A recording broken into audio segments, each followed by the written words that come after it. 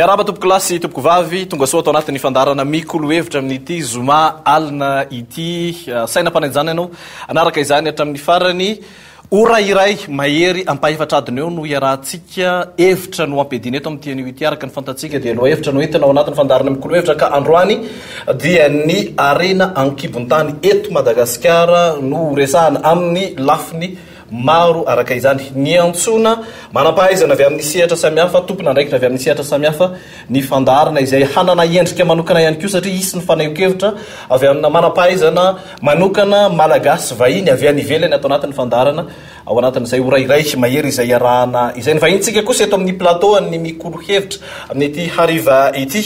dia misy telo mirala avy amin'ny sehatra samihafa araka ny fanambarantsika teo avery amin'ny ankavanako ery Andriamatoa Richard Rabary Pandrara no filohan'ny syndicat professionnel minier de Madagascar ihany koa efa filoha lefitra teo amin'ny CNM na ny comité national des mines ihany koa miarabanao tompoko tonga soa tao anatin'ny fandarana miarabantsika rehetrarehetra tompoko dia misaotra ny Kolo TV nanasanay amin'ity fandarana ity. Ny vahintsika manaraka dia Andriamatoa Hugues Johnson mpampianatra pikaroka momba ny économie de ressources naturelles ary efa talen'ny kabinetra teo aloha teo anivon'ny ministera ny mine ny énergie ary ny rano mitambatra tamin'izany fotoana izany efa secrétaire général teo aloha ihany koa ny ministera ny arena ankibontany tonga soa tompoko atao anatin'ny fandarana. Mirabanao miraba ny mpiaino rehetra miraba ny reto ralahako anankiroa reto ary dia manantena fa amoaka zavatra tsaritsika eto sotra tompoko. Ny vahintsika fahatelo dia Andriamatoa Jerry Hatrefindrazana izy dia solomavambahoaka ny Madagasikara voafidy tany Tolaniary no mpampakateny ihany koa eo anivon'ny voamiera misahana ny ressources stratégiques na loharanokarena goavana eny anivon'ny anteny miaram-pirenena tonga soa tao anatin'ny fandarana tompoko. Misaotranao Emikaja mirabanao ihany koa ary miraba ny namana nasaina amin'ity fandarana androany ity ary indrindrandrindra miraba ny vahoaka malagasy iray manontolo. Ora iray mahery harena ankibontany manakarena Madagasikara nahoana no tahaka an'izao zava-misy eto amin'ny tany sy ny firenena fanontaniana efa niverimberina hatrany saingy misy avoamboana hatrany ihany koa ny valiny hatramin'izay ary matetika tsy takatry ny akamaroany ny sarababem-bahoaka ny amin'ny hoe inona marina ny zava-misy eto Madagasikara mahakasika an'izany arena ankibontany izany misy ny fikitikitiana na ny fiketsehana ny amin'ny hanamboarana na hananganana hanavaozana ihany koa ny politika nasionaly mahakasika ny fikirakirana n'izany arena ankibontany izany amin'izao fotoana izao anao ahoana ny rahampitson'ity arena ankibontany ity raha ny olotsotra no anontaniana manao ahoana ny hevitra izy ireo mazava ho azy raha miresaka hoe manakarena Madagasikara dia ny hoe tsapan'izy ireo ve ny fiatrakan'izany amin'ny fiainany andavanandro sendra ny mpanao gazetinay ny olotsotra maromaro ny ezahana nanontaniana mahakasika an'izany rahantsika ny hevitra izy ireo. Endriky ny tanàna aloha ny kara vaovao manana vaizana farafaratsy jeriny lafiny rehetrarehetra izy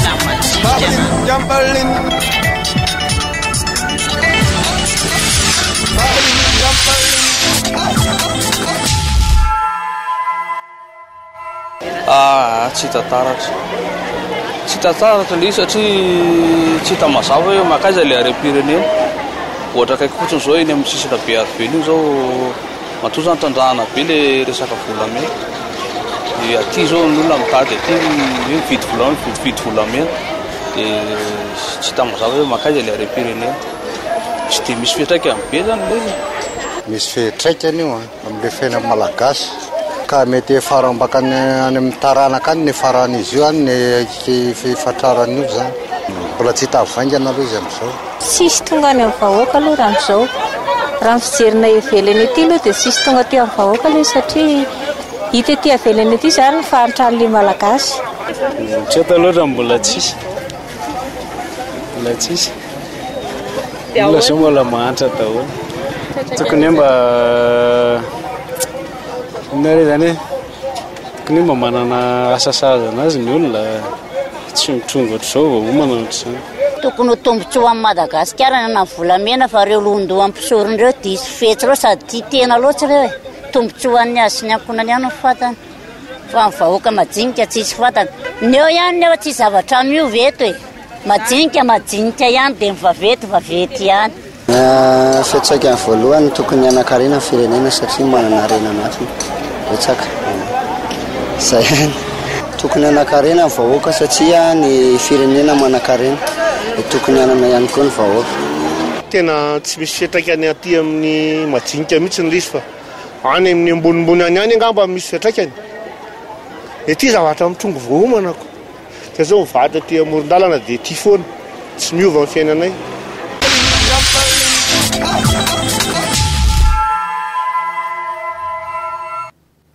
Izay ny hevitry ny olo-pirenena raha nanontaniana fanontaniana mitsotra natao hoe araka izy mety fantatry ny olo-pirenena mahakasika an'izany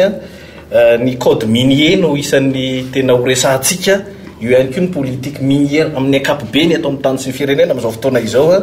ny mine izay fantatra na ny arena kibon-tany misy karazany roa dia ireo iarahana amin'ny orinasa goavana trandrahana io ihany koa nefa ireo izay mpitrandraka madinika izay misy hatrany amin'ny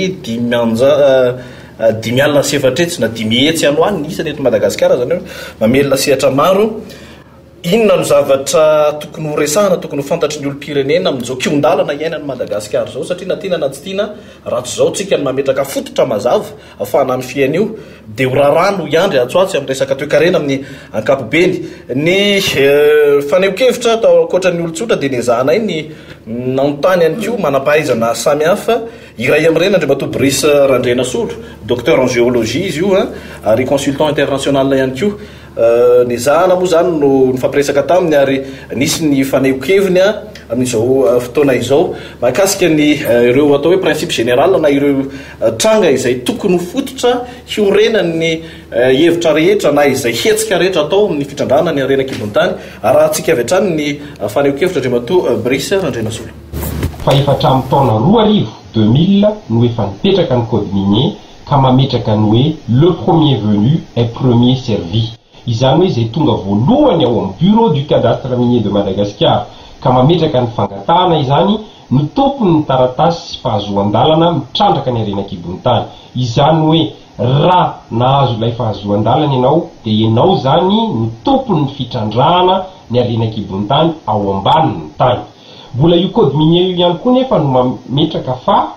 ny fitrandrahana ao ambanin'ny tany no anao fa ny zo tompony tany dia an'izay olona tompony ilay tany ara-dalàna eo amboniny. Kanefa tsy manana zo ianao hitrandraka ny ao ambanin'ny tany raha tsy mifanaraka amin'ilay olona tompony eo ambonin'ny tany. Hevitra Andriamatoa Brice Randrenasolo zay zay no heverina fa tokony ho principe général iaingana zany ao anatin'izay resaka hoe fitrandrana arena kibon-tany. Andriamatoa Richard Rabary angamba no meko manomboka ny ady hevitra manahoana ny hevitrao manoloana ny zava-misy amin'izao fotoana zao mahakasika ny code minier nisy ihany koa ny faneho-kevitry ny docteur Brice Randrenasolo. Ya, misaotra tompo. Mamela angamba nareo anolotra kely ny SPMM satria izay moa zany no hoe vondron'olona tarihinay mikasika ny resaka petite mine. Ny SPMM zany dia syndicat professionnel minier de Madagascar araka ny efa voalazanao teo. Ny mampiavaka azy dia sehetry ny petite mine. Ino moa ilay atao petite mine? Petite mine dia mikasika ny fitrandrahana ny volamena, ny vato sarbide na pierre précieuse, ny vato sona ny pierre fine sy ny pierre industrielle zay ohatrany hoe cristal, jaspe sy ny sisa zay tsy de mila fitaovana goavana be. Io matetika zany somary ampitahaina amin'ny atao hoe grande mine. Grande mine indray moa zany dia les minerais na pétrole na gaz mila vola be, mila teknôlôjia avo leta ary mila usine, mametraka usine. Matetika ny vahiny zany ny tena tafiditra amin'ny grande mine fa ny ato amin'ny petite mine zany dia ny malagasy no atao hoe saika zato isan-jato malagasy ny eo ary malagasy miditra avy any amin'ny asa mpitrandraka volamena orpailleur hatrany amin'ny exportateur, mandalo ao zany ny collecteur, mandalo ao zany ny exploitant, mandalo ao zany ny ino moa ny narandi acheteur revendeur. Ny teninao teo hoe eo amin'ny asa 450 000 450 000 raha ny zavatra ny information azonay io zany sy ny hitany ato amin'ity politique nationale minière ty a dia efa eo amin'ny ray tapitrisy eo ny olona miasa ao amin'ny sehitry ny petite mine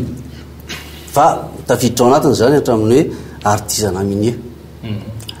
raha ataontsika nikajikajy a mba hijerevana justement hoe manahoana le lanjan'izay petite mine zay oto amin'ny firenena araky ny statistique ny instat zany io moa zany statistique nationaltsika tamin'ny 2008 raha tsy diso a 4,8 personne ny moyenne ny famille malagasy fianakaviana malagasy raha atao zany mikajy eo amin'ny 4 millions à 5 millions de personnes io zany no velominy petite mine zany hoe efa presque apaefa ny vahoaka malagasy ny zavatra tianay mariana koa 26 association zany zay ny eo io zany tsy olona tokana no membre ny SPMM fa vondro association fédération groupement dia misy ny karazany rehetrarehetra zany araky le voalazako teo fa ny zavatra lehibe tiako tsindrina dia ity ao anatinay zany a misy fédération ngeza anankitelo misy ny FEDMIN zay efa azo lazaina hoe ela be teo amin'ny sehitry ny fikarakarana ny code minier anisany nandray anjara voalohany tamin'ny fanamboarana ny code minier tany am-piandohana ary navita be dehibe reo olo reo a zoko be anay reo ray aman-dreninay reo a ary mbola manampy anay reo am'izao fotoana zao a momba ny fanatsarana nyty sehitry ny arenakibony tany petite mine ty etsy andanin'izay a misy ny fedomimvaky io a ny atsirabe sy manodidina fa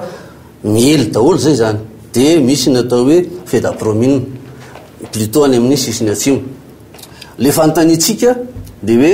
misy fiatraikany ve sa tsisy fiatraikany raha tsy diso a zay le fanontaniana dia filazany olona rehetrarehetra de hoe tsy misy fiatraikany tsy hitany sarababibaoka le fiatraikany a dia zay aloha afaka miteny fa raha ny fahatsapahanay io zany zay mpandrara ao anatiny de matsapa zay fa tsy hita le izy satria na izay ary matsapa ao anatin'ny tontolo iainanay ao anatin'le fitradrahana za zany tena roapolo taona teo a no tao anatin'ny secteur io a ary tena le mitrandraka any anaty lavaka mihitsy fa tsy hoe mijorojoro aty amin'ny aville tena miditra anatin'le lavaka mihitsy afaka milaza aminao fa tena fahoriana tena fijaliana fa ary ny olana nefa de izao tsy ohatrany hoe tsy hitany tsy hita mihitsy zany zay reo e tsy misy ampy zany le fanohanany fanjakana mba asehitra ngeza be an'io petite mine io ilaza aminao fotsiny azy ao ny antony idiranay to amin'ny fivim-pama ny teny filamatra ny fivim-pama dia hoe ray vina no rahina miara-mandroso ny anay ny teny filamatray a de izao tsy misy firenena matanjaka raha tsy matanjaka ny mpandrara teratany ao aminy afaka mijeatsika rahan'izao tontolo zao fa saingy tsy manana lanja le mpandrara zay rahatinina le izy a mampatonga le hoe petite mine tsy tonga eny amin'ny fantanina petraka oarana anatin'izay de hoe ahoana ny fomba ahatonga ny code minier mba hifanaraka amin'ny hoe fanomezan-danjany zay hoe maronisa mitrandraka le arena le petite mine na ireo karazana sehatra ahafahany malagasy tsotra miditra reo ndray mba to io gara Johnson ngamba somary iverenako kely le hoe tsy misy fiatraikan'le izy ny fijerinay indray de ohatran'izao rehefa atao zany ny atao hoe tena savaraviny ny ary malagasy économie malagasy zany a rehefa atao zany ny lanjan'ny fiarina malagasy hatramin'ny taona 760 de tsy nisy mbola tsy nisy fitondrana na mpisondrotra na mpiabo ny revenu par tête par habitant de 2% na iray ary ny dikan'izany zany tao anatin'ny fahantrana lalina faran'izay fahantrana lalina ny gasy ka na mamokatra ary re petite mine reo na mamokatra ny grande mine tsy hoeniny malagasy satria efa latsaka ambany loatra ny varim-piainany dia tsy hoeny mihitsy zany le izy zany hoe misy le fiatraikany fa tena faran'izay kely loatra dia tsy ho tsapany satria efa tafahitsika ato anatin'ny fahantrana lalina. Inona ny maridrefy raisinao ny amin'izay hoe kely loatra zay ka le maridrefy le lazaiko tao hoe tsy afaka nampitombo ny toe-karena malagasy zany tsy afaka nampitombo 200 ny revenu an'ny mponina ao aminy tao anatin'ny taona 20 ka hatramin'ny 7 sy 20. Ary azonao an-tsaina moa zany hoe raha mijery nareo ny azo lazainy hoe ny courbe nataon'ny banque mondiale tamin'ny juin 2013 raha ohatran'izao ny izy a die 2% ny atsika ohatran'izao midina ka na isy nanao zay tratry ny heriny ary le mpandraraha ary tena za tena miteny hoe tena mamono tena mihitsy ary zany mpandraraha mininy zany a tsy tafapetraka ao fa roa manarakaraka n'izany zany mbola resaka fiatraikany ihany dia zao hoe miteny foana tsika hoe le grande mine koa tsy manana fiatraikany amin'ny fiainam-bahoaka za dia miteny hoe tena nanana fiatraikany tadio tsara fa raha mijery fotsiny tsika ohatra hoe tsy jery afa-tsy ny 7 mandra-pahatonga an'izao ny miatoka ny sandam-bola malagasy ny dia ny rapatriement de devise nyreo tu même siambate vie raha ohatra zany ka tsy nisy zay rapatriement de devise zay aiza zany ny ariary dia ohatrinona zany ny fosonotry ny vidim-piainana tsika zany tokony ahafantatra tsara ao amin'izay zavatra zay fa za aloha dia tena miteny mihitsy hoe tena mampalahelo tokoa le mpandraraha fa tena vomafy faran'izay vomafy mbola resahantsika moa maty le izy andriamato solomavambahoaka ny code minier lalàna geompelantananareo ny fahafahana mikitika na manovana manatsara an'izay a zay zany ny zava-misy amin'izao fotoana zao a ambany dia ambany ny firenena mahantratra amin'ny mpandraraha sahirana tsy hitan'ny olona nefa ny arena hoe be deabe any ambany tany ia ny voalohanteny angamba dia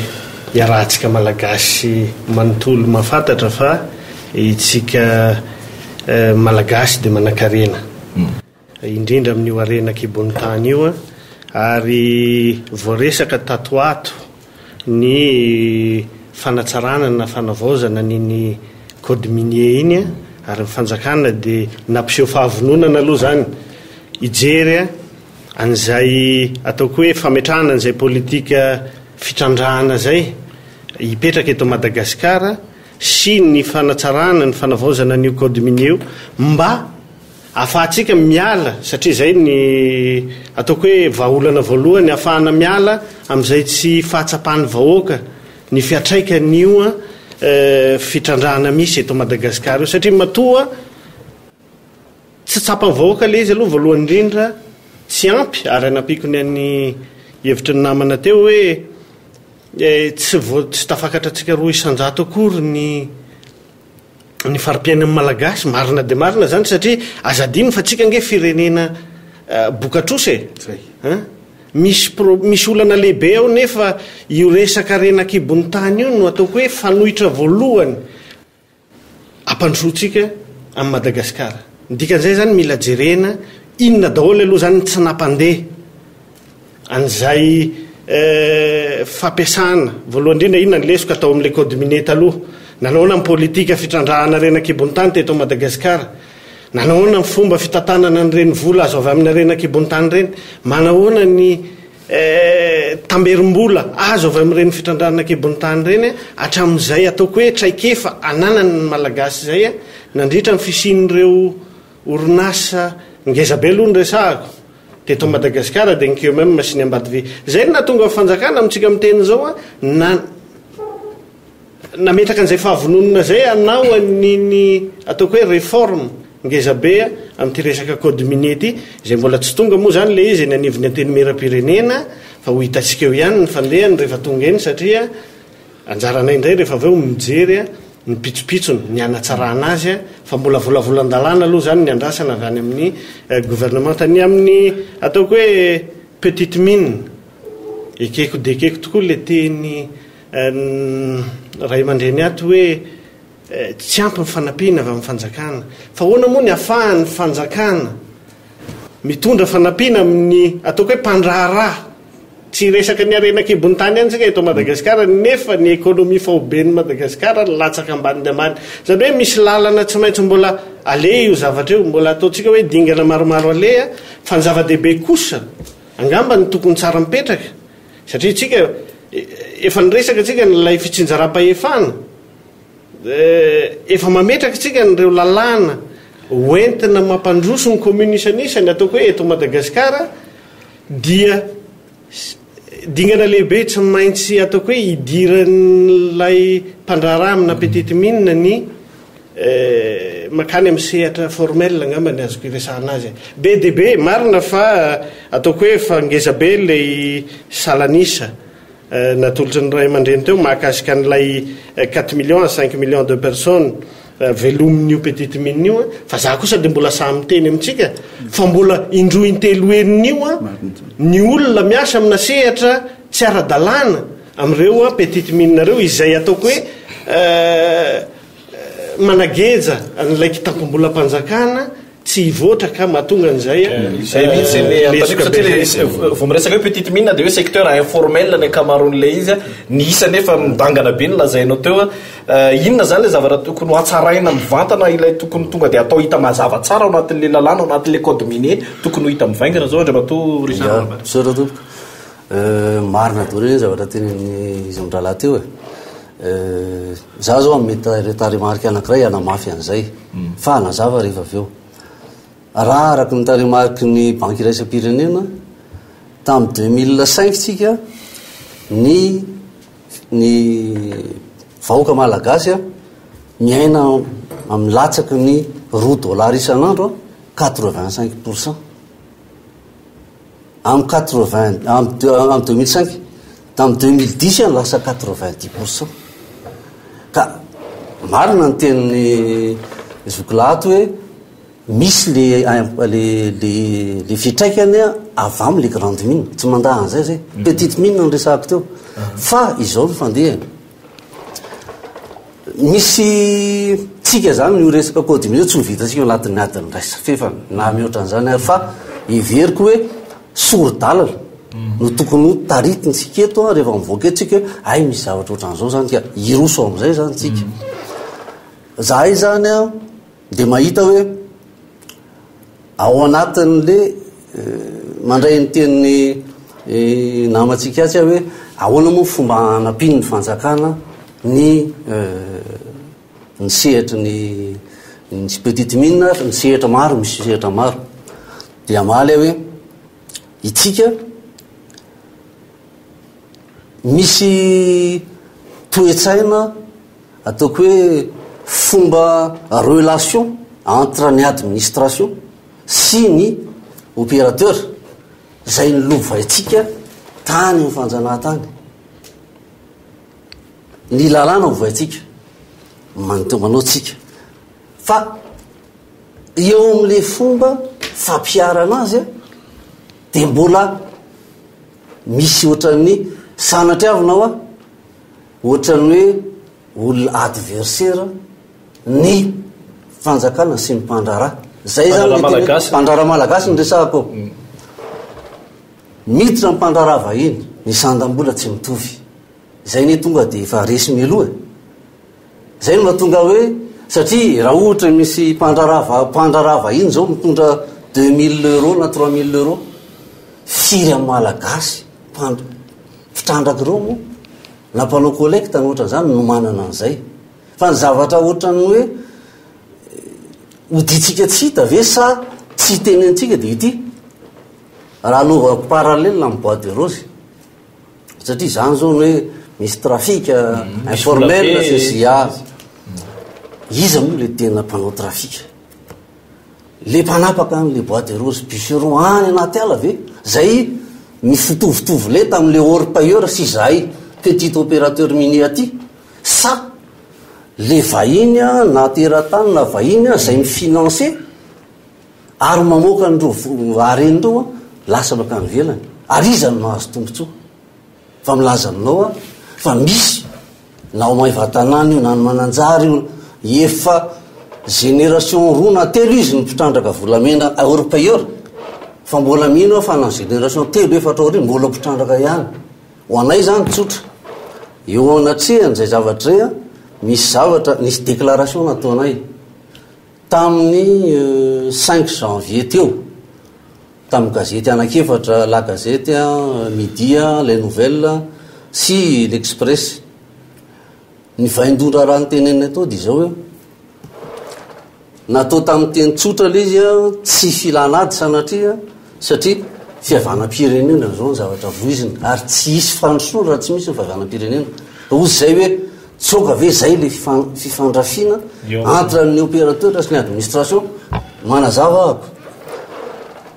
eo amin'ny lafiny ataoko hoe fifandraisan'izay dia misy zavatra toy izao zay zany ohatra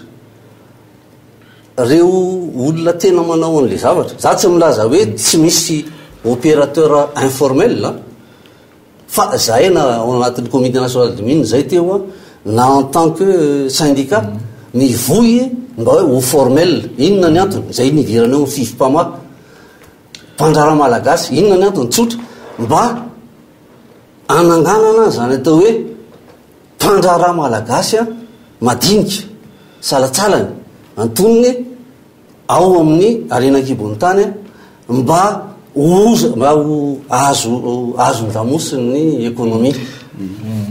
dia zavatra voizinay voaloha zany dia ozy izy zay hoe angatanay fanjakana tolotanana zany nataonay tamin'iny déclaration iny hoe zay vonona iaraka iasa aminareo misy zavatra zay tsy hitanareo fa hitanay misy zavatra mety tsy vovavanareo fa vovavanay zay mila anareo koa ka di ty are-pirenena ty atao hoe arenakibony tany ty patrimoine national io zany hoe araky ny atao amin'ny constitution dia misy milaza mazava vakiko kely raha sitrakareo vetivety foy kely le izy fa tsy lava be akory ato amin'ny préambule page 15 persuadé de l'importance exceptionnelle des richesses de la faune et de la flore et des ressources minières à forte spécificité dont la nature a doté Madagascar et qu'il importe de préserver pour les générations futures. Ato anatin'ny constitution zany hoe tokony ho tsonjovina zany reo areny reo grande mine ho ainy tsy vitan'ny malagasy iny am'izao fotoana zao fa hiezaka zay fa ny petite mine kosa tokony nga ho atokana ho an'ny teratany malagasy dia ao anatin'izay farany zafady tokony mba mangataka zay hoe mba misy ministère manokana atsangana ho an'ny petite mine mba io hoe en création d'emploi tsika fa raha ohatra appuyenireo vetivety ane masamolona mandohatra be deaibe araka ny teny monsieur le député teo misy ny fidiram-bola ho an'ny fanjakana misy ny fiakaran'ny fiainan'le olona fetsarany raha misy 5 millions de personnes no mahatsapa an'izay lazaiko anao fa miova ny zavatra teneniny any amin'ny ny anazy zany ina ny tahotra foana amin'ny resaka fanaovana lalàna io dia zao tsy fantatra mazava tsara hoe inona le tena problème fotrany hoe mahita juriste tsika dia manao copier-coller-na lalàna nolany mahita ohatran'izay ary zay foana ny matahotra zany hoe raha ny fijeritra azy zany le code minier zany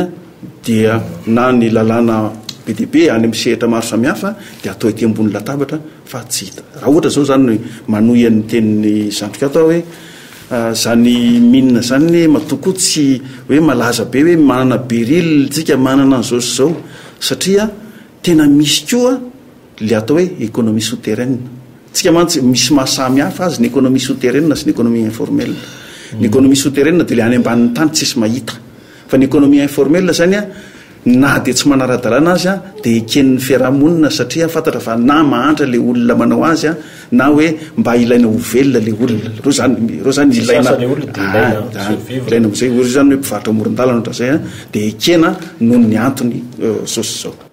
fa reo le tena hoe économie souterraine reo hitanao reny le hoe rué eraky ny any reny misy am'ireo mpandraraha majinika ireo manana permis tonga dia avy hatrany dia andehanany zalahy le izy dia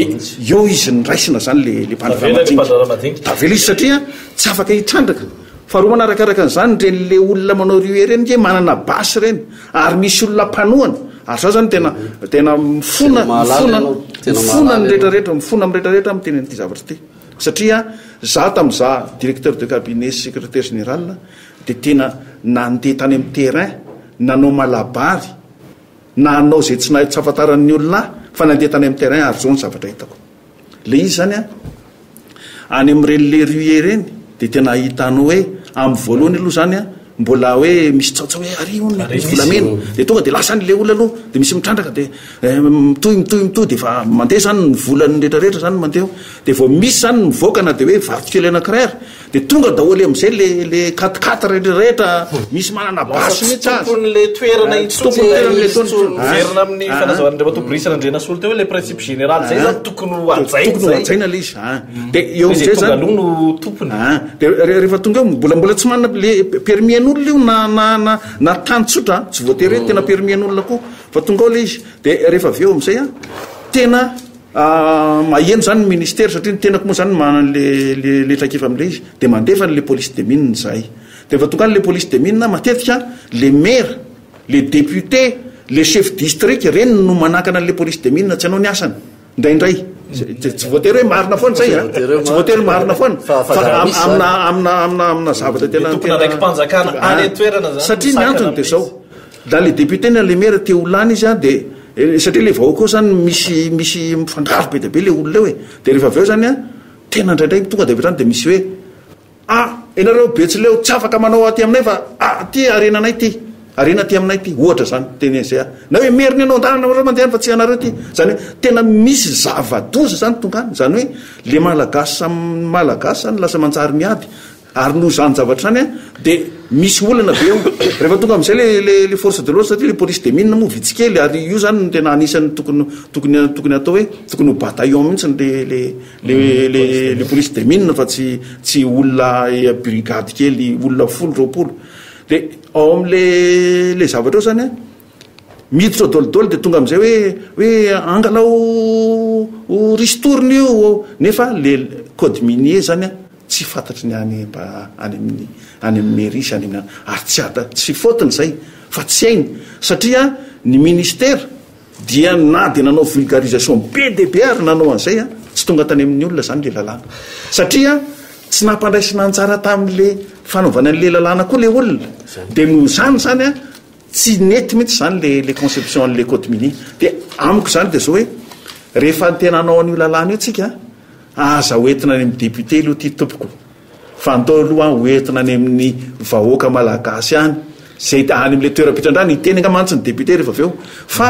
izay no afantaran'ny olona hoe ay ve ty arena atao anatiny ty misy 2 isan-jato anay na 2 isan-jato anay na oatra fahaindroa isan-jato fatiny zoany am'izay fotoan'izay de fantatry le izy fa raha mbola mandeha antsambany ohatr' zao tsika mametraka lalàna de mivoatenin'ny député ty de mbola hitovy ihany liverina ihany le zavatra teo hoe rehefa mandeha ny an-dalana ohatra le produit kely mampalahelo hoe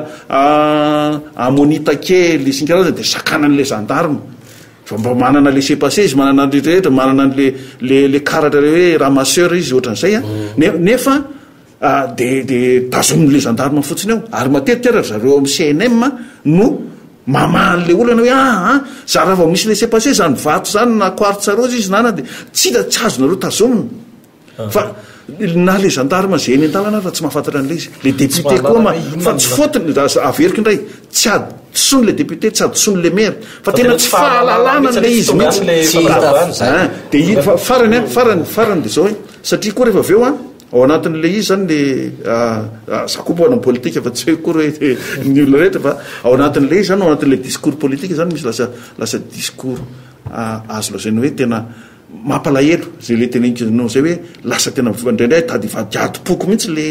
le toerana any ary any tena milaza aminao fa tena misy mitondra basy misy tsy azonao eritreretina ary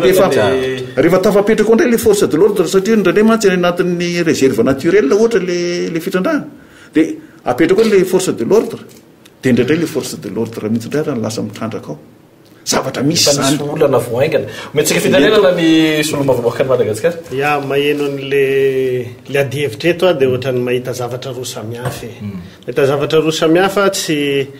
tsy ny lalàna angamba ny hitako hoe olana eto Madagasikara ary lasa ohatrany hoe misy fifanoerana ihany le hevitra avy amin'le amin'ny zokibe ato satria ny lalàna nge tsy ratsy lalàna fa tsy fantatry ny olona le izy fantatry le sehatra voakasika le lalàna le lalàna ka zay mantsy tsy hoe alohany ianao lalàna ianao makany amin'le olona fa nafalany nge io lalàna io azo ny tompona andraikitra atao tsara mandeha ohatra tsika kehitriny niditra amin'ilay fitsinjaram-pahefana mbola tsy lany ny lalàna mahakasika amin'ny fitsinjaram-pahefana dia mandeha amin'izay rehefa avy eo le fampianarana tokony atao isaparitra ho an'ireny service territorial décentralisé ohatra zay ihany tsika mantsy eto miresaka arenakibony tany io zay olana rehetrarehetra resantsika eto zay amin'ny lafiny rehetrarehetra mihitsy tsy ny arenakibony tany ihany fa ilay fomba fampiarana ny lalàna no hitako hoe misy lesoka ary zay no ataoko hoe ezaka lehibe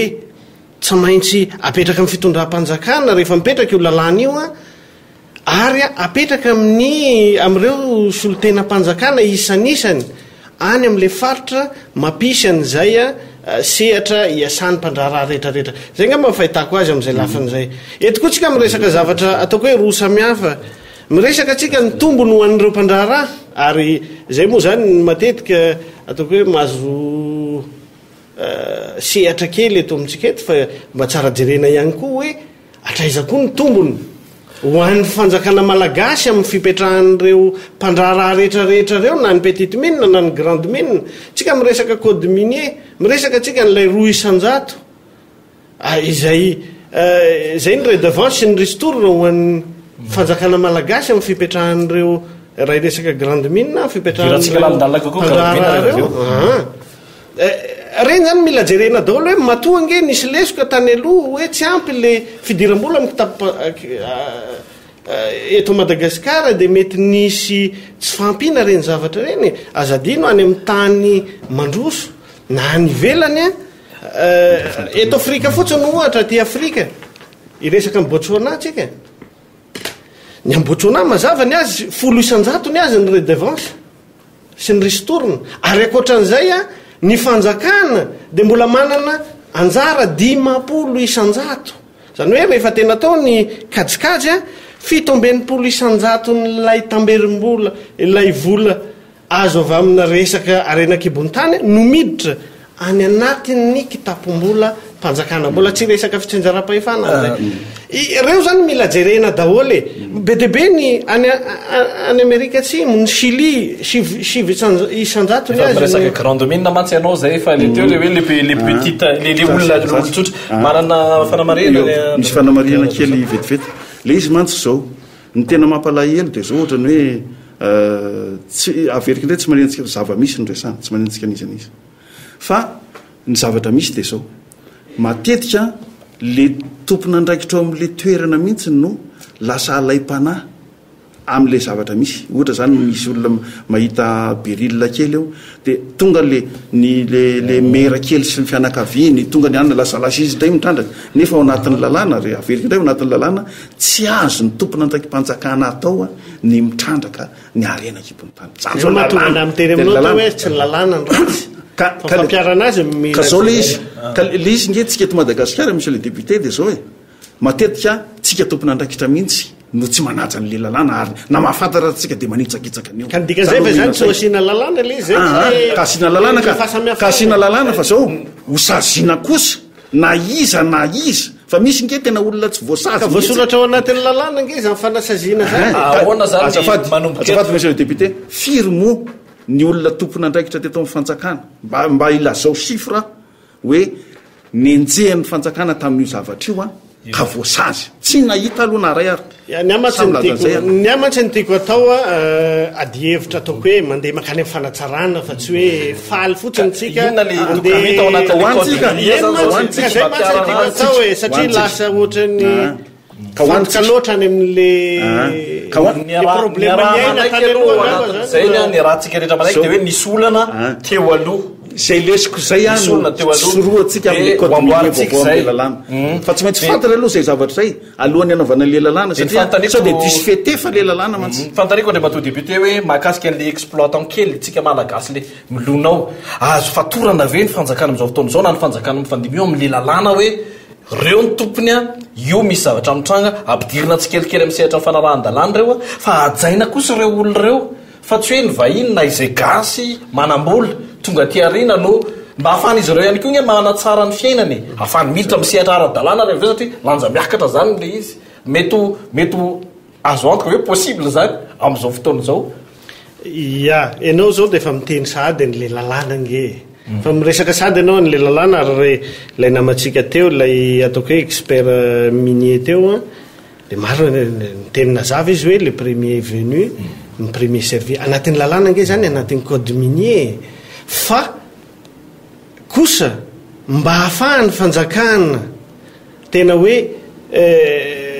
mandray an-tanana nyzay voasoratra ao anaty lalàna zay a de mila mirosotsika makany amin'ny ara-dalàna le olona mpitrandraka madinika mihitsy aloha ny alao mba iroso makany amin'ny ara-dalàna rehefa nitrandraka teo ianao tonga voalohany teo a de ataovy ny taratasinao rehetrarehetra de rehefa aveo a za ma tsy haiko zany manazava n'le hoe olona gendarme ny maire sy ny rehetrarehetra satria efa tsy ao anatin'ny lalàna zay tsika rehetrarehetra ny vahoaka malagasy de ao ambanin'ny lalàna ary tsika hoa zao miditra ao anatin'lay ataoko hoe fitsinjara-pahefana ary tafiditra ao anatin'io tetikasa mahakasika n'io fanatsarana ny code minier io a ireo service territorial décentralisé rehetrarehetra ny amiko zany de tsotra hoe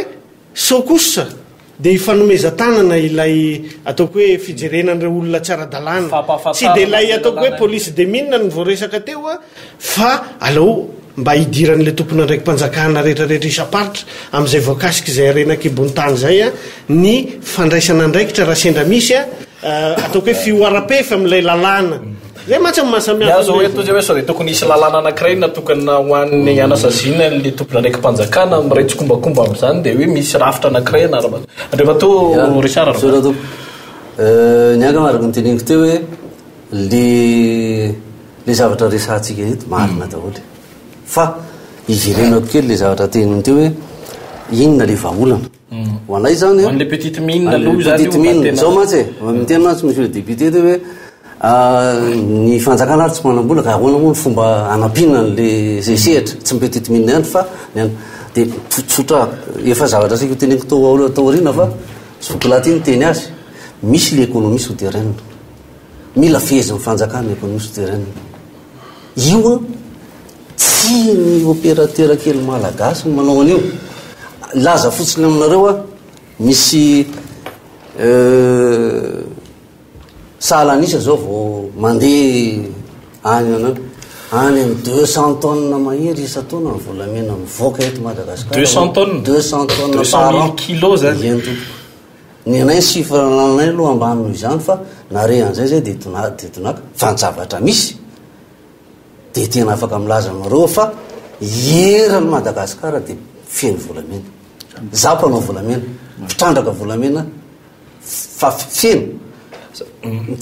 zay zany zavatra voalohany io a misy information kely meko atsika vetivety eto a tamin'ny afaka manarina gazety tamin'ny gazety le nouvelle tamin'ny 4 décembre 2004 milaza izy 140 sopy ny tao ilakaka tamin'ny 95 2000 ny 30 amindreo thaïlandais ny 10 amindreo Sri Lankais enoy tsara ilakaka io a tsy resana ny tany manombo tsy resana ny andrandambo tsy resana safira zany nyresaka eto rehefa misy étude any a étude nataona expert tsy tsika fa expert avanivelany zany zany hoe mijery amin'ny fomba fijery objectif zany fa rehefa nataondrareo mikajy 15 millions par shop ny vola lanindra isan'andro 15 millions de francs rehefa nataony kajy le mpitandraka majinika mba hoe misy vola 5 millions par mois ry 15 millions par jour ary rehefa mbola ao anatin'ny document zany a azotsika jerevana tsisy officiel mihitsy zany 70 kilos de saphir par jour no vidiny zalahy tsy kotindra zany le potipotiny sy le ratsiratsy kelikely deuxième sy troisième qualité zay côté vidin'izay faharoa amin'ny gazety hafa ihany nisy manampaizana expert ny banque mondiale teto nilaza tamin'ny fotoanandro tamin'izany tsetranarana manahirana 500 millions de dollars par an ny perte Madagascar amin'ny resaka saphir sy rubis isa-taona nandritry ny ngamba 10 taona aiza mandeha reo any Bangkok fahatelo tsy ilaza aminao mantsy satria hoe tsisy vola ho zay député mialatsiny raha voafehy tsara reo zavatra reo tobaka amin'ny vola misy amin'io Conso Globe Planetscope Madagascar est le leader incontesté des pierres précieuses du 20e siècle, du 21e siècle. 40% de la production mondiale proviennent de Madagascar, dont 100% de pézotaïte, zany vato, beryl zany, somary mavomavo kely zay izy. Tsy fahita afa-tsy eto. Ambony be ny sehatra tokony afaka ampirambola zany. 60% ny marché ny safira nisy à Madagascar. Nisy Sri Lankais en 2012. Nisy Sri Lankais en 2012 a arrêté avec 4 milliards. Valeur à 4 milliards. Vato farany. Nisy safira ngeza be indrindra eran'izao tontolo zao atao hoe le millénium. 61 500 carats. 100 à 500 millions de dollars ny vidiny. Zay ny safira ngeza indrindra. Zany hoe Alexis Bossy zany no taillé azy avy eto Madagascar. Ka ozy izy zay hoe ory fanjaka zay ne mahatonga anay hiteny zay ny famometana misy solution tena voateneniko ny anay zany de zao maninona moa io ohatran'ny miandany kely any mizokolahy koa tsy ary tsy mifakazo hevitra amin'ny ya député le lalàna rehefa tsy maingy avaty fotony ekena ngely izy eken'ny olona fa tsisy manaraka ny olona rehefa avy eo fa tsy misosante tsy approprié zany le izy ao anatin'izay rehetra zay de farany l'animateur ny zavatra tiako zay farany de zao ny anay zany efa misy karazana volavolakevitra nataonay hoe any amin'ny fokon'olona mihitsy miaraka amin'ny opérateur miaraka amin'ny force de l'ordre miaraka amin'ny collectivité zay satria na police de mine 1 million ary tsy asehaka amin'ny Madagascar nresaka ianao tao hoe any amin'ny fokon'olona ao anatin'izay arena rehetra zay ny rahantsika manaiky hoe mahandritsika ny rehetrarehetra ny malagasy sy folo isan-jato sy sisa taremarika ny fanontaniana mipetraka ao anatin'io zavatra io dia hoe ahoana ny fomba handrindrana ny petite mine sy ny grande mine tena mba hiteraka vola ho an'ny malagasy. Ianao tsika vetivety aloha Andriamato Brice ny docteur Brice Sarandrena Solo docteur en géologie sy consultant international iresaka indrindra mahakasika an'izay hoe fitrandrahana sy ny tokony ho anjara toerana ny fokon'olo zay ary misy manampahaizana manokana amerikana antsoina hoe Thomas Lassoure ihany koa nalaza hevitra nanao fanehonkevitra ho arahantsika vetivety mahakasika indrindra ny politique minière ny zavatra tsara fantatra amin'ny sehatra iraisam-pirenena ny zavatra tsara tokony ho raisina ao anatin'izay sehatra izay. Fa maro ankehitriny ireo vondrona drafitrasa miroso ka mihevitra ny anome ny fokon'olona ho an'ny fokon'olona ny fitrandrahana ny arenan-kibon'tany. Ao anatin'io programme io zany dia voafaritra mazava fa ny fokon'olona no tompony ny fitrandrahana rehetra ny arenan-kibon'tany misy ao Madagasikara. Programme vao tsy ela voizinay sy heverinay ho tanterahana ho an'ny tanindrazana dia ny fametrahana ilay hoe afaka omena 700 farafahakeliny ny fokon'olona isaparitra amin'ny fitrandrahana ny arenan-kibon'tany. Mila zaraina dingana 3 zany ilay drafitrasa. Voalohany dia mila ampahafantarina ny fokon'olona sy ny olona rehetra mivondrona, fokon'olona midika olona rehetra mivondrona amin'ny toerana ray ny fokon'olona ao amin'ny faritra io zany hoe izao avy ny arenan-kibon'tany misy atao amin'ny faritra reo ohatra amin'izay ao anatiny Diamant. dia rehefa fantatr'ireo olon'ireo ao anatin'izay dingana voalohany zay ny arenan-kibon'tany misy ao amin'ny faritra misy azy a, dia ampahafantarina azy eo amin'ny dingana faharoa koa ny hoe izao ny vokatsoa sy ny voka-dratsy mety ho azonareo raha hitrandraka an'io arenan-kibon'tany io ianareo. Ka ao anatin'le dingana fahatelo rehefa avy eo raha ohatra ka vonina ny fokon'olona sy ny drafi-pokon'olona mipetraka amin'ilay toerana hoe ndao ary fa hotrandrahantsika le arenan-kibon'tany, dia apetraka mazava amin'izay fotoan'izay le hoe 400 farafahakeliny ny nareo drafi-pokon'olona misy amin'io toerana io ary 400 hoentin'ilay mpitondra vola vahiny avy ety ivelany. Idéalement, une bonne politique minière ne devra pas s'inscrire dans une conjoncture donnée, devra regarder au-delà de la conjoncture économique pour pouvoir s'adapter à des environnements changeants et apporter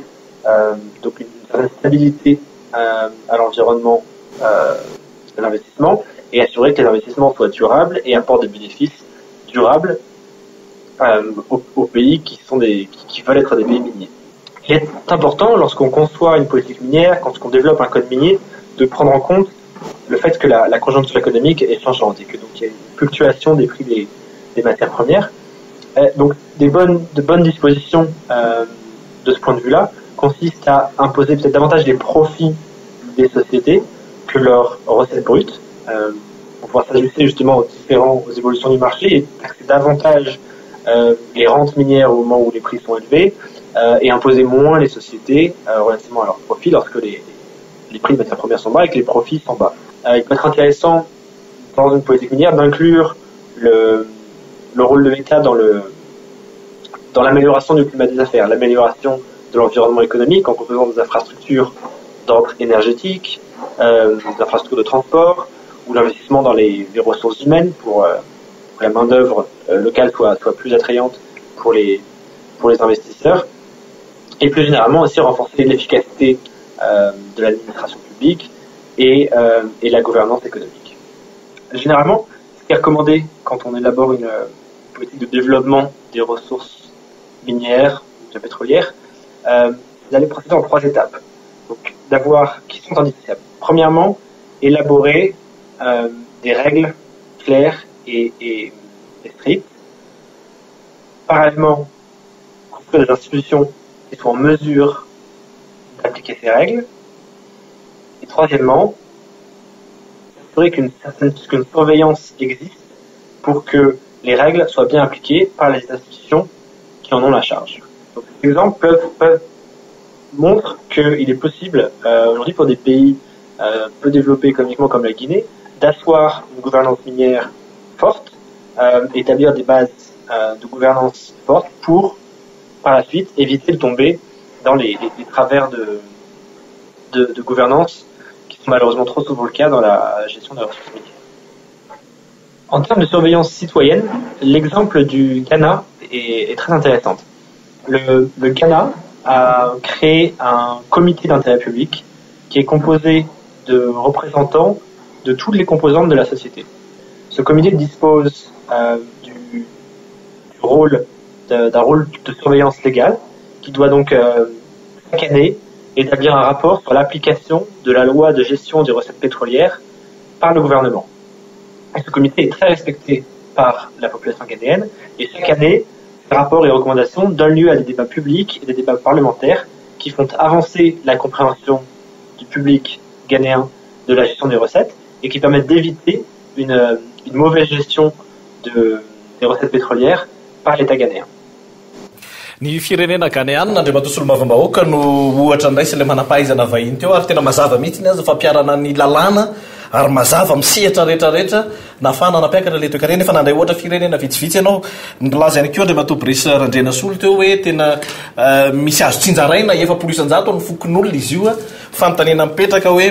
azo atao eto Madagasikara ve zany mety ho ela ve ny rafitra hafana mba manao tahaka an'izany vao tafapetraka eto. Ia, ny amin'le lafin'le hoe 400 angamba no raisiko satria raha le resaka hoe mifokon'olona mihitsy zay mantsy nivoaresaka teo mifokon'olona mihitsy no ampitandrahana azy ohatra ny hitako hoe sarosarotra ihany zany. Ny azo atao angamba dia le hoe raha misy an'ireny mpandraharaha malagasy efa misehatra amin'izany asa renan-kibon'tany zany, ny azo ataoko hoe fepetra takina amin'ireny olona reny rehefa tonga amina toerana ray dia ny ampiasana olona be deaibe ary olona avy eo atoerana zay ngamba ny mety hitako hoe azo atao sarotra be mandamina an'izany hoe izy ao anatin'ilay faritra anankiray ohatra no tena hoe ho ampiasana amina minina dia izany tsy asa dia izany azony tombony izany tsy azony tombony ataoko hoe tsy azo eritreretina zany le ray 700 efa vaolana daholo ny resantsika le resaka 700 dia efa ahitana taratra sahady any amin'ilay fitsinjaram-pahefana nge ao anatiny io code minier ihany dia efa voatsinjara le izy hoe raha ohatra ka misy commune izay misy arenakibony tany raha ny grande mine no resahako ao anatiny raha misy arenakibony tany dia mahazo 100% nylay 700 izy 100% sisa ilay péréquation nationale 100% no an'ny fanjakana fibe ngamba raha fahitako azy fa lay 700 100% nio an'ilay commune zany hoe efa mihoatra ny 500% zany raha ohatra ka hoarina amin'ilay code minier amin'ilay redevance tsika amin'ilay code minier nasipanitsina tamin'ny 2005 ny resahako dia any ihany koa zany tiako iavina amin'le resaka hoe comité le resan'le raha namana teo hoe tsara le izy ary sao dia tokony ho zay ary ny andehanana fa tsy lay société nationale de mine zay eritreretina ho atsangana satria raha vao miditra amin'izay nge tsika dia ny asa ao mametra-panontaniana ina moa no mahasamihafa ny eo amin'nisy sy lay société nationale de mine aloha voalohany indrindra dia mbola ho orinasa-panjakana indray io rehefa avy eo dia mbola ampitombo n'lay ayasy lay olana resahan'le namana teo fa ilay comité ataoko hoe comité national de mine ngamba ny mety ho azo itenenana azy raha zay ny itenenana azy izay hitambarana fonctionnaire ao anatiny société civile ao anatiny tsy haiko na isy mpandrara ao anatiny izay ahitana taratra bebe kokoa n'ilay comité resahan'le raha namana teo fa zadino fa izy miteneny gana teo tena marina de marina zay ary raha ny any gana fotsiny ohatra dia 200% ny azy ny redevance-ny fa rehefa avy eo mbola misy an'ilay abattement ndray koa rehefa avy eo abattement izay mahatratratra any amin'ny 500% dia tena raha ny vola effectif raha tena isanjato ny vola tafiditra amin'ny fanjakana dia 300 dia aiza ho aiza itsika izay any amin'le 200 amintsika zao ampiarana n'lay abatomana 500% mila fanazavana be deaibe zao isanjato ninona aloha le resaka satria na io aza dia efa tsy azony olona le izy zao zany le izy tamin'ny taona 770 zany dia efa nanomboka nanao ny code minier io ny fanjakana malagasy nanao ny loi sur les grands investissements miniers izy fa tsy nisy opérateur tonga mihitsy teto dia tamin'izay fotoan'izay dia hoe satria tsisy investisseur tsisy investisseur ho avy mihitsy eto dia olazaiko eo zany ny antony hoe inona mahatonga ny investisseur tsy ho avy eto Madagasikara dia misy antony be deaibe ary azo lazainy eto le izy voalohany indrindra dia zao tadidio tsara fa zany investisseur zany resaka investissement no resaka fantatry ny olona ve ny dikan'izany investissement zany aloha zay ny voalohany rehefa zay zany hoe mampiasa vola ianao ao anatin'izany investissement zany dia misy risque anankitelo risque amont zay eo ampanombohana ianao dia tena hoe any amin'ny bois de rose ve za no anao sa any amin'ny mine sa any amin'ny fambolena dia hoe ianao dia va mety diso mametraka vola fotsiny zany ianao dia va misy risque zay hoe aiza nametrahako an'ity vola ity na hoe any amin'ny petite mine ve zany amin'ny grande mine dia fa eo anao dia va mety vo misy indray ny risque coïncident indraindray miady eo amin'le firenena indraindray ny conjoncture internationale mihitsy no mahatonga an'le izy hoe midina ny vidiny le zavatra dia io koa zany misy risque ao risque farany risque avalina ny amin'le produit mihitsy tadidio tsara ohatra tsika zany ny malagasy zany mandreva ny resaka vivi io ny carrosserie automobile nge zao fa fibre de carbone ka renao zany mbola manonofonofony hoe vy atao an'izao vy atao an'izao dia tadidio tsara zany fa risque anankitelo leo zany no ipetrahany atratranyzay dolina ny investisseur kely majinikara io zany raha vao manao investissement anao ka vao misy korotana fotsiny de fa eo anao nraisiny de io zany tsara ho jeren'ny olona am'izay hoe firy isan-jatony inona zany le izy nanao soa zany ny technicianna sy ny gouvernement malagasy tamin'izany fotoana zany hoe andao ary a pourcentage sur le chiffre d'affaires no alaina inona ny antony satria ma tsy manofy ny olona hoe mahazo bénéfice foana reny compagnie ngeza be reny raha manao partage de bénéfice ianao ka maty antoka raha vao manao partage ianao dikan'izany raha vao maty antoka raha vao négatif zany de fanjakana zany manome volan'le orinasa tadidio tsara négatif partage des risques aminatin'ny bénéfice raha vao miditra amin'io zany ny fanjakana hoe anao 50-50 ohatra ny amin'ny resaka bénéfice ka négatif le bénéfice de ahoana fa io zany mila jerena tsara io fa raha vao manao 50-50 amin'izany ianao de eo anao nraisina eo nakasy zany tsika ny chiffre d'affaires de hoe atao 2% chiffre d'affaires satria maninona chiffre d'affaires misy vola miditra foana na kely io na be chiffre d'affaires mihitsy positif foana zany ny résultat ka io zany le olona zany tokony tsy anonofitsika fa tokony jerena tsara hoe pourcentage ny inona ary inona ny tompontsoa raha bénéfice inona ny tompontsoa raha chiffre d'affaires de eo am'izay le conjoncture mantsy raha resaka métaux satria io zany no resaka ankehitriny hoe nickel cobalt sy ilménite eo zany de tadio tsara fa ny courn'ireo zavatra de misy fluctuation ngeza be miakamidin'ireo ka ahoana tsika ve de mipetrahantsika eo amin'ny ao amin'ny toeran'le investisseur za sa ohatra miompy vorotsiloza any taritarika za mantsy mpandeha any tanànako any mandeha any miompy vorotsiloza manao investissement amina vorotsiloza de le vorotsiloza io hozako hoe za ampiasa 50 millions d'ariary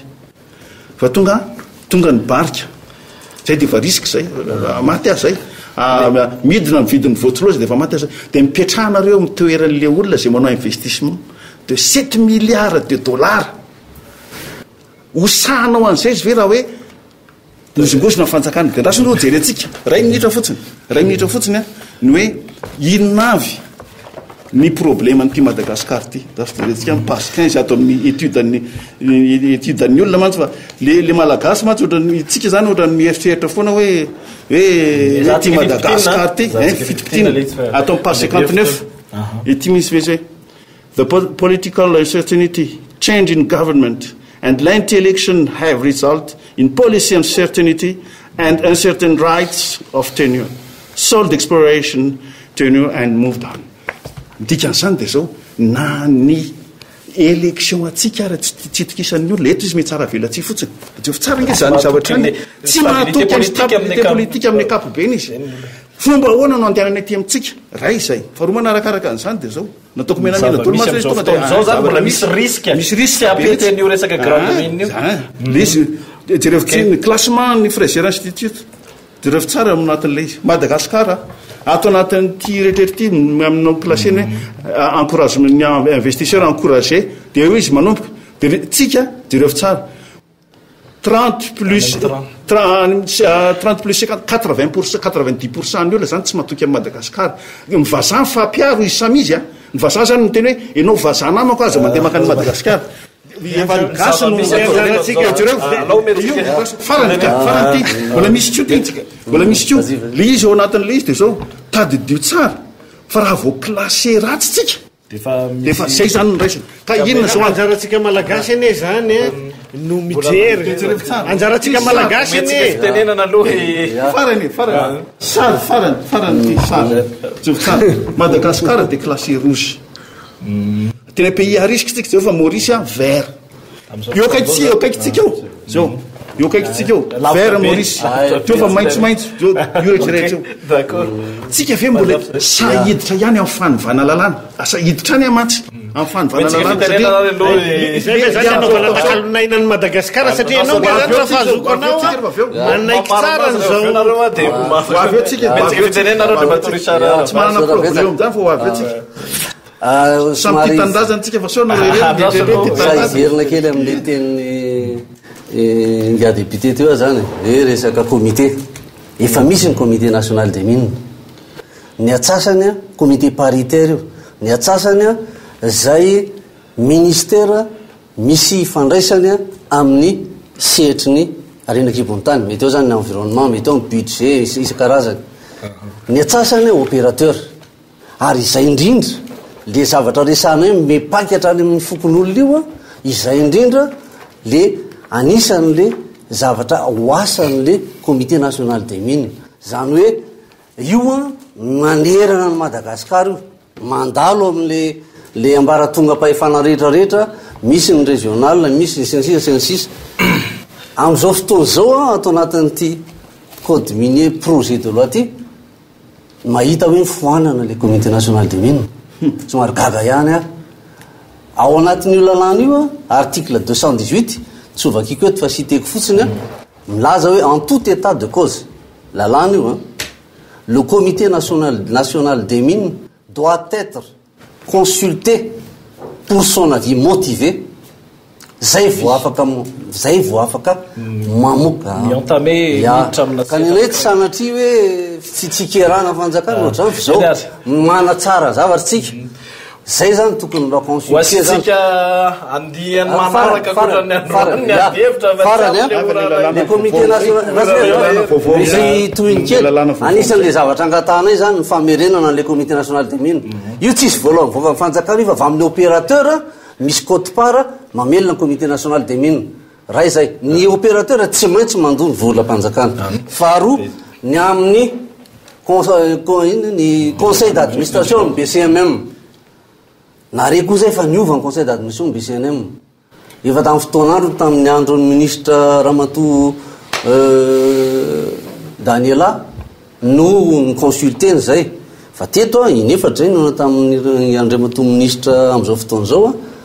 fantatra fa sahirana izy zay tsy fanomizatsiny fa nare zay fa novaina le conseil d'administration tsisy onareo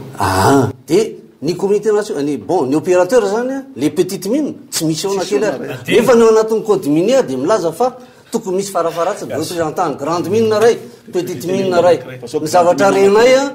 de ao anatin'ny chambre des mines opérateur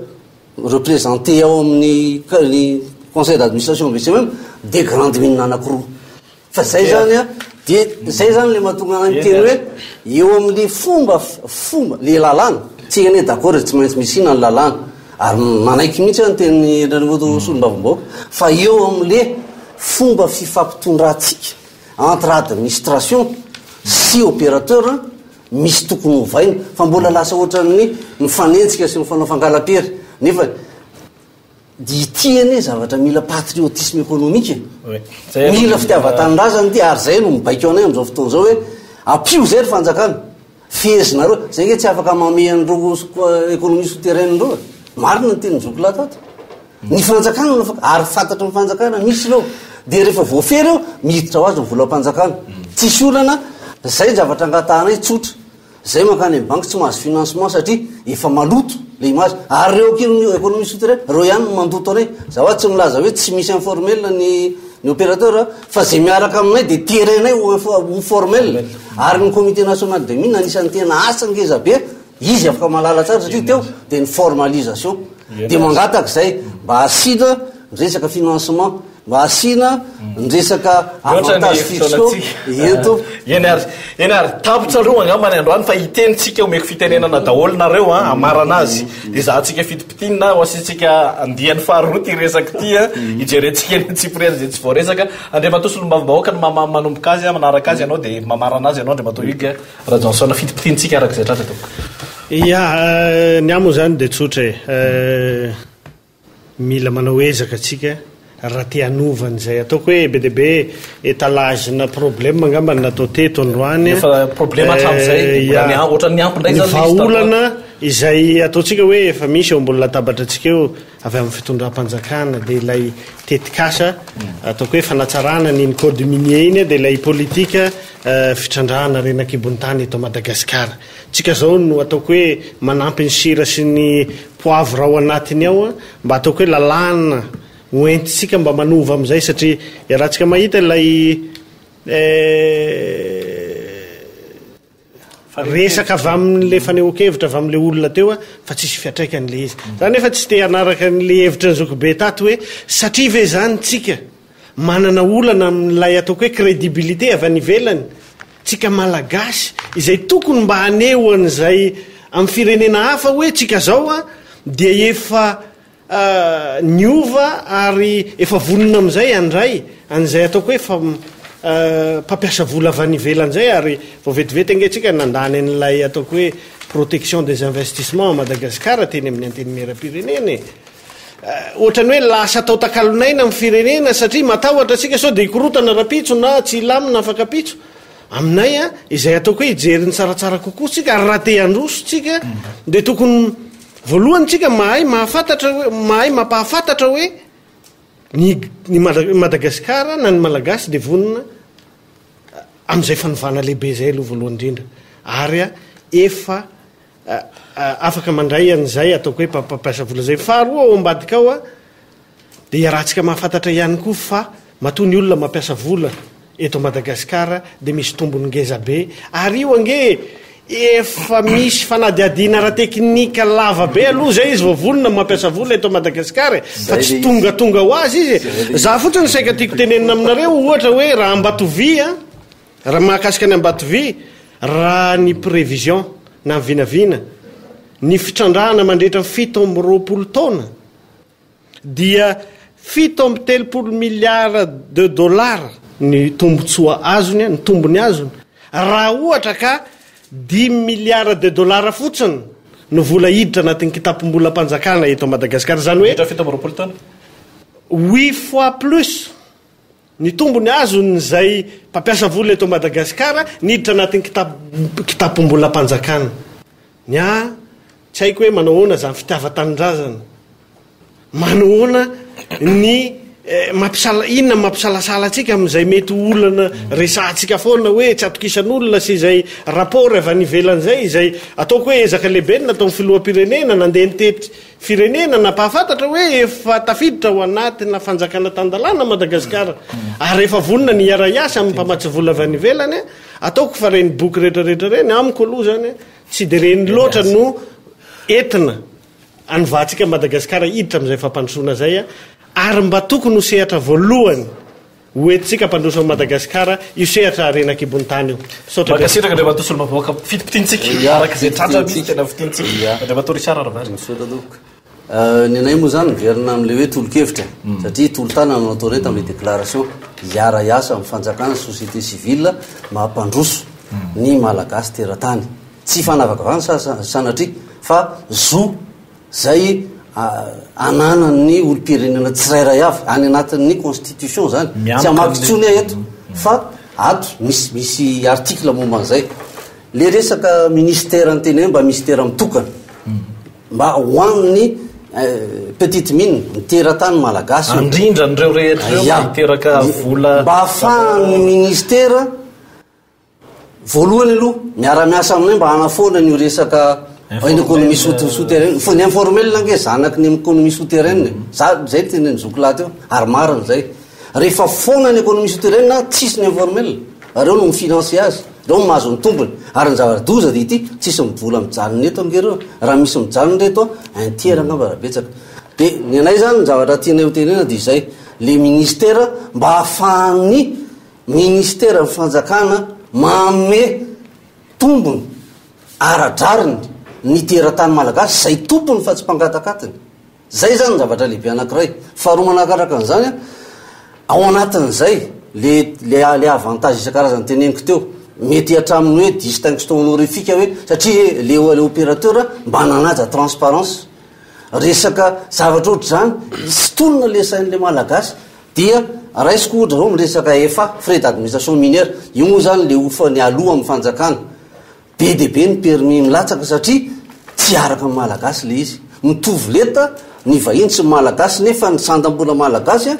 ny infran 16 000 ny euro 16 000 misy zavatra tsy mety zany eo nefany dia voatery mianjady amin'le malagasy dia izay zany atao anaty constitution article 36 mialatsiny fa ity no arfana. La participation de chaque citoyen aux dépenses publiques, l'impôt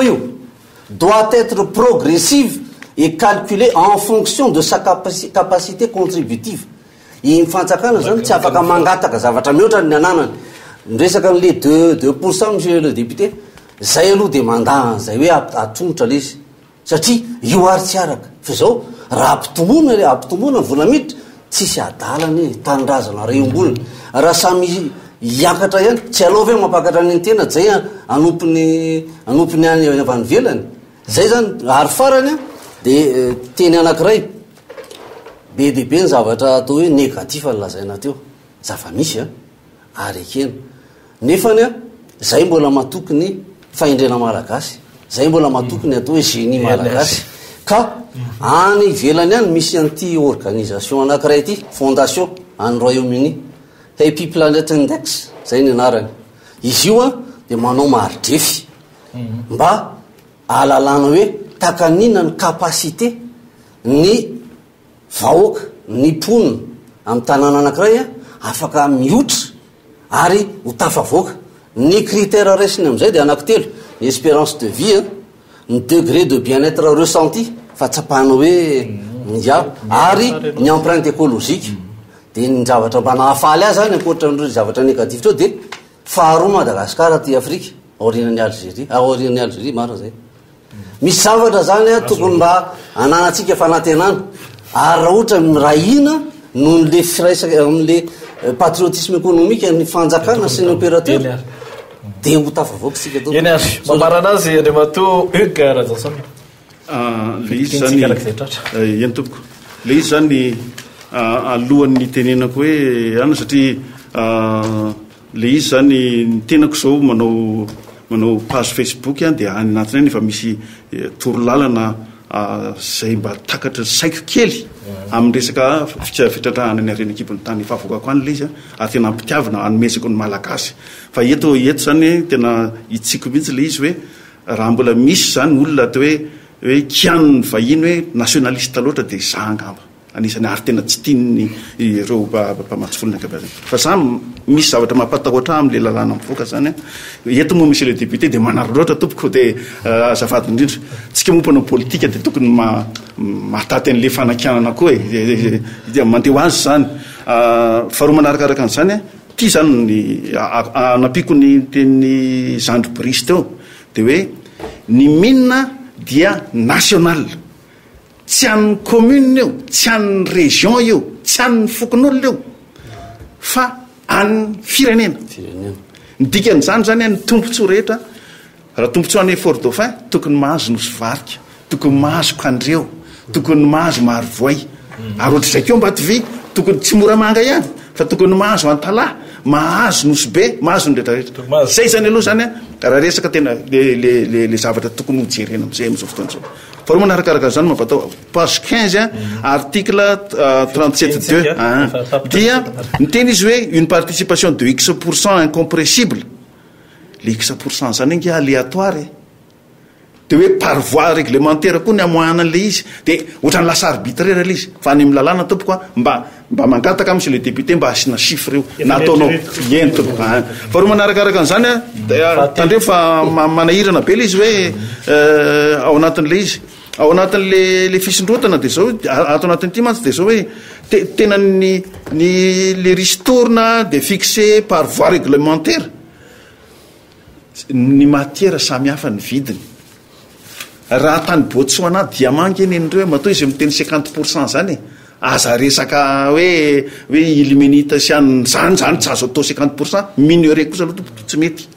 Fa raha hoe tena vato sarobidy zay zavatra hafa zay. Fa manaraka an'izay de zao hoe le impôt le 50% ty tadidio tsara fa amin'izao fotoana zao nge raha mbaty vivotiny sana tsy resaka QMM